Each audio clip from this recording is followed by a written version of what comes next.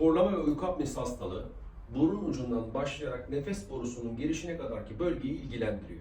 Yani hastanın burnu, genizi, küçük dili, yumuşak damağı, büyük dili, bademcikler bölgesi, dil kökü hepsi işin içerisinde. Tedavisinde sadece burnu tedavi etmek gibi bir tedavi yöntemi yok. Bu bölgenin komple tedavi olması gerekiyor. Dolayısıyla hastamızın bize geliş şikayeti burnundan nefes alamıyor olması olsa bile şikayeti. Biz burnundan başlayıp diğer bölgeleri de tedavi etmemiz lazım. Tabii ki hastanın body mass indeksi, boy kilo oranı, boyun ve gıdık yapısı, morfolojik çene yapısı, bir sürü etken var.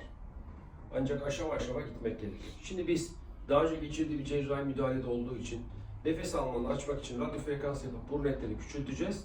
Ama sonrasında tedaviye ikinci aşamada uyku testi ve sonrasında tedavide ne yapabileceğimizi karar vererek devam edeceğiz.